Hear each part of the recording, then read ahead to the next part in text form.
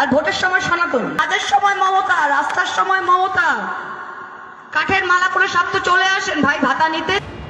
কৃষ্ণনগরের তৃণমূল সাংসদ মহুয়া মৈত্রের এই মন্তব্য ঘিরে বিতর্ক তুঙ্গে উঠেছে।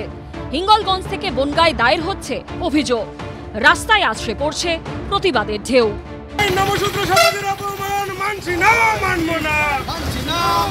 এই মতুয়া সমাজকে অপমান হলো কেন? মমতার জবাব দাও।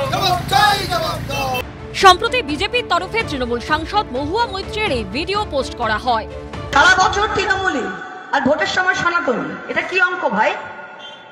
এক একটা এসসি বুথে আমরা 1000 টাকা লক্ষ্মীর ভান্ডার পেরে এসসি মহিলারা 1200 টাকা পায়, অথচ প্রত্যেকটা এসসি বুথে, নমশূদ্র বুথে, মতুয়া বুথে 100টা ভোট খুললে 85টা বিজেপি, 15টা অন্যান্য পার্টি।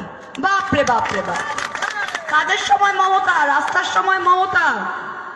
কাঠের মালা করে সব তো চলে আসেন ভাই ভাতা নিতে, তখন কি হয়? তখন কি হয়? বাস্তব কথা বলছি আমি। মহুয়া মৈত্রের এই মন্তব্যের প্রতিবাদে সরব হয়েছে মতুয়াগড়ের বিজেপি তৃণমূল দুই শিবিরই।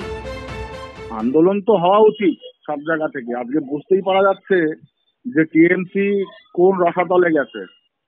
আজকে মহুমিত্রর মতো মহিলা, এত বড় একটা মতুয়া কমিউনিটি, তাদেরকে উল্টো পাল্টা বলছে, তাতে কোনো লাগাম নেই। এবং মহুমিত্রর এগেইনস্টে ব্যবস্থা নেওয়া উচিত। পার্টি হিসেবে শিখায়নি যে তুমি এই কথা বলো, তার ব্যক্তি হিসেবেও কথা বলেছে। কোনো ধর্মীয় ব্যাপারে কাউর এ কথা বলা যায় না।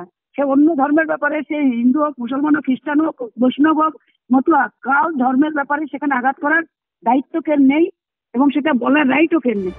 মহুয়া মৈত্র মন্তব্য প্রত্যাহার না করলে আইনি লড়াইয়ের হুঁশিয়ারি দিয়েছে অল ইন্ডিয়া মতুয়া মহাসংঘ।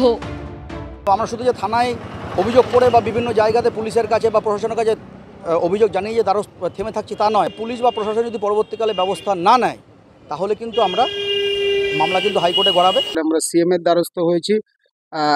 সিএম এর কাছ থেকে আশা করি আমরা সদুত্তর পাবো। মহুয়া মৈত্র যদি এখনো নিঃশর্ত ক্ষমা না চায় তাহলে আগামী লোকসভা, কৃষ্ণনগর লোকসভাতে তাকে খেসারত দিতে হবে।